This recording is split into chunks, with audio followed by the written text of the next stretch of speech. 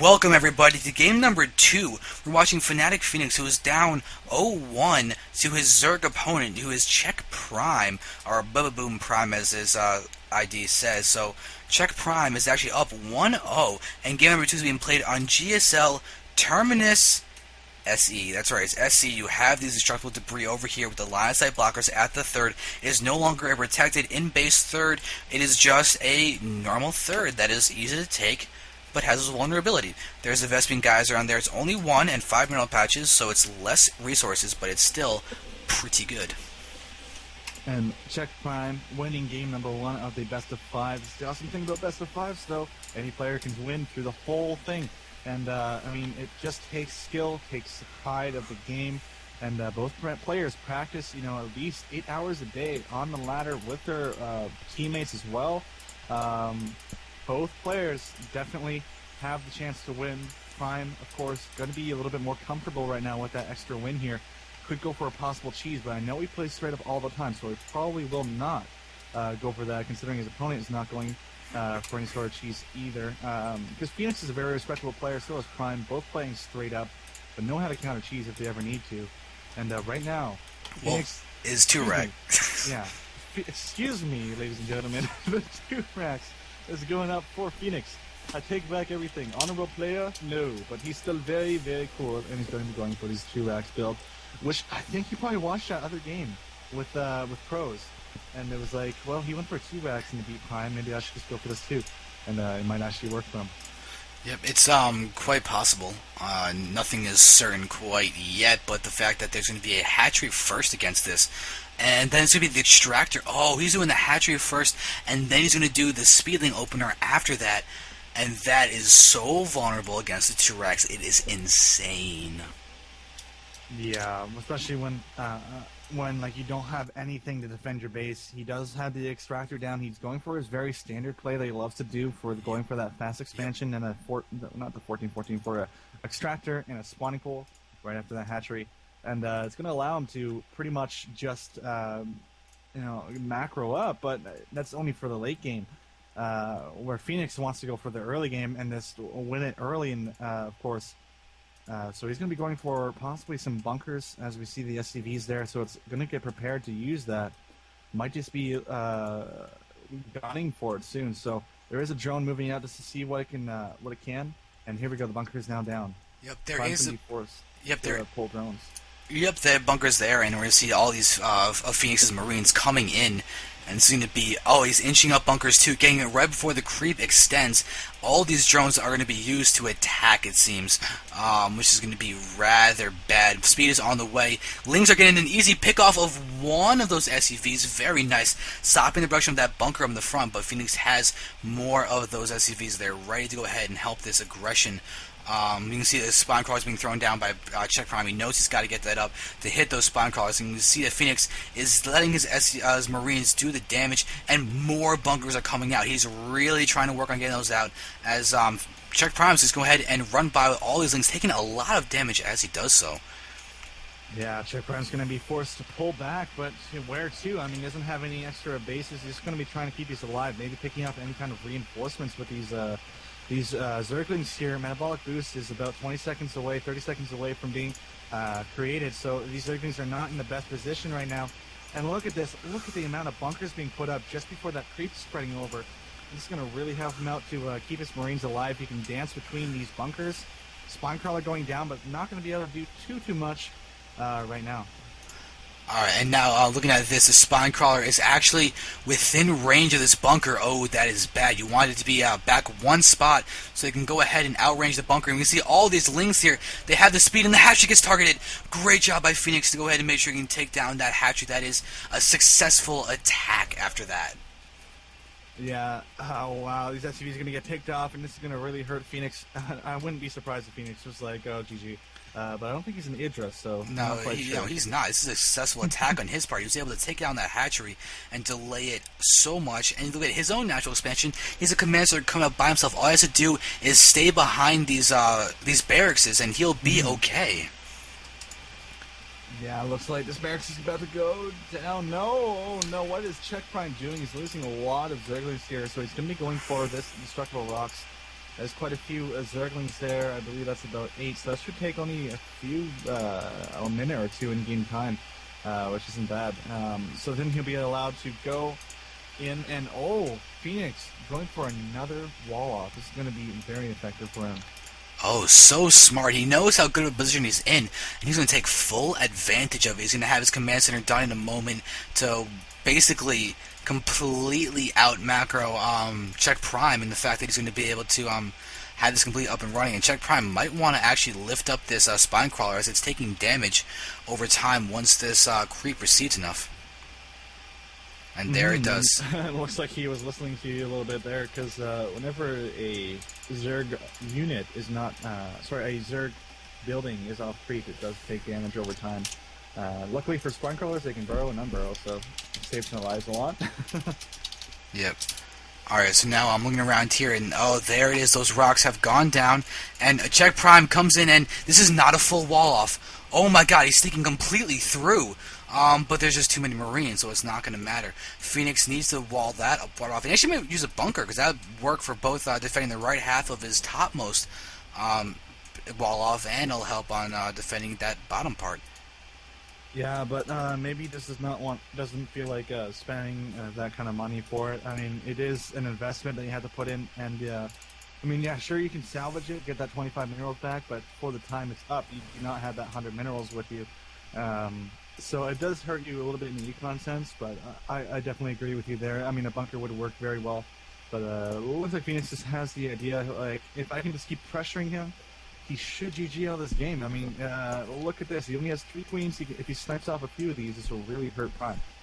Yeah, and oh, look at this. Fenix is going directly away from the natural, and he's just going to hit the third. He knows the importance of that, and he's going to go ahead and try and take that out. He's going to position his Marines perfectly to make sure that they have a very hard time getting surrounded by enemy Zerglings, and he will take out this hatchery. There's no way it's going to be saved. Yeah, that hatchery is down for the count. Some of the Marines are getting taken down by some of those broodlings there. And there is 2 Zerglings being created, but those Marines do not want those Zerglings to pop out because they're just angry. But they will spawn in time, and this will be sniped off pretty easily. Yep, and there it is, using those mineral patches to their best ability. But Banelings are in the mix now, and they're going to get some good explosions off. And you can see CheckPrime saves his last Baneling.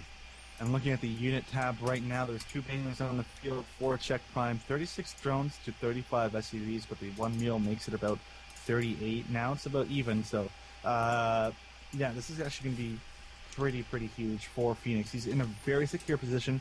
He can hold off any kind of push from his Zerg opponent until his opponent goes for a Baneling push, a Baneling bust, and do enough damage to his front line. Yeah, but now if oh, that tech lab is very vulnerable. If CheckPrime could actually take that out, that could be huge. But the problem is CheckPrime is so behind economy right now. Fenix has his third up with an orbital command, not even a planetary fortress, so he's going to be able to get a lot of mules. And this third has gone down. There have been 2 hatcheries that have been killed in this game, and that is obscene. And so we do see that there's more creep tumors being moved out from CheckPrime. Going to be trying to use this to speed up his units to get to his opponent's base a little bit better. And I don't know if he's going to be going for this this Baneling push anytime soon, because we don't see the centrifugal hooks yet. I think he's just using Banelings to scare off any Marines. And 24 Zerglings are now in production, so maybe he might be eating my words here. Might be going for it very soon. Yeah, he's his economy is actually pretty good, all things considered, but he does have to make something happen. Alright, so now creep is being spread quite well. Something he does reliably is spread creep. The problem is Fenix reliably also kills the creep, but other than that, it's a pretty good thing. Yeah, and right now we do see that CheckPrime is going for a little bit of a push right now. Oh, these Marauders are going to be caught off guard. That's a little bit of an expensive loss. But those Marines were moving up in time, so some of the Zerglings did die. So it wasn't a free kill for CheckPrime, but definitely a good kill for the Zerglings to be out there hunting for what they need, which is some meat and blood to feed themselves. And right now, I love that one scout, though, that was inside of Fenix's base from CheckPrime. Just seeing exactly what's going on in the main, forcing Fenix to make all his buildings out in his expansion, uh, a little bit more vulnerable to any kind of like baneling push here. Because as you see, Phoenix doesn't really have a heavy army presence inside of his own base. He's pushing all his units out into the mid. Yeah, which is actually perfectly fine. Right now, Mm-hmm. CheckPrime is getting up a base in the main base in the topmost position. But right now, Phoenix's strength is the fact that he just has a lot of stuff. And he's going to be threatening the front, making sure that CheckPrime can't do something like a counterattack, which he's actually doing right now. And looks like Phoenix might just go ahead and start pressing in the midst of this, but Siege Tank goes down amidst there, and now we have a lot of Lings actually running around, taking down SCVs and Mules, reinforcements, and oh, they might go ahead and start trying to snipe off all of those Marines. We'll be able to get the Siege Tank. Oh my god, it's going to get the Siege Tank.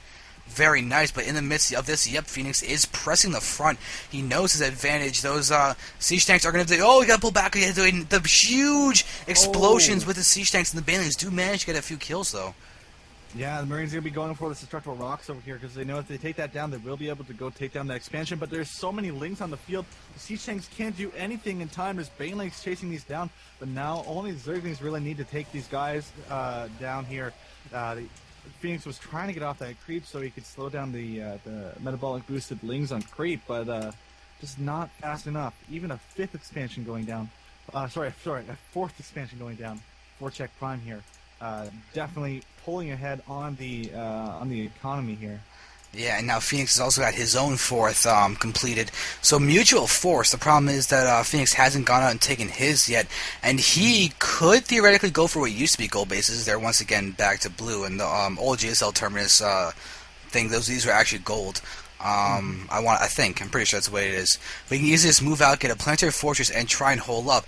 We can also say that CheckPrime has actually got another hatchet going down for his fifth base, and that's going to be in that frontal area as well. And right now we do see that finally that fourth expansion has finished. There's even a fifth expansion going down for CheckPrime. CheckPrime really wants to get his expansions out as fast as possible. The creep is starting to spread into the fourth of Phoenix, so Phoenix is going to be scouted rather easily with this creep coming up here. Actually, not necessarily. He doesn't actually have vision of this yet. He doesn't have the watchtower. I'm surprised at that.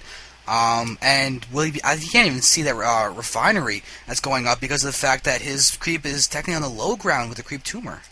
And it looks like there probably will be a scan coming soon to snipe off some of the creep that is over here, because you can't build buildings on creep, which is kind of annoying. So probably going to be going for sniping those off, but these Marines are going to be caught off guard. Going to be kiting these Zerglings over into the siege tank, but not working out too well. Yeah, and we are seeing a Stim running on the right to try and take out those mutas that are over there trying to be harassing. The problem is that they don't have the +1 quite yet. And look at the SCV distribution. Phoenix has 3 mineral patches in natural that are just not mining. He's got almost an oversaturation at his third because he has fewer mineral patches left than he actually started with. Only 4 left. He's been heavily muling. And he's got a pretty massive saturation over here at his fourth base. Just, his natural is going to be around for a while, it seems. Yeah, this is huge right now. I mean, Prime having the extra units, and but he's going for the extra expansions. But Phoenix is able to keep these 4 bases. It's going to be huge. And a full medevac was just killed trying to get up to the topmost base. And now Phoenix, if you look at his vision, has scouted, so he wanted to hit that. He wanted to hit that so badly. And we all see the natural of that topmost base is just completed for CheckPrime. And it looks like the mutas will be moving up towards Phoenix's main base. Not going to be seeing too Nidus much. Worm. Oh, Nidus the Worm.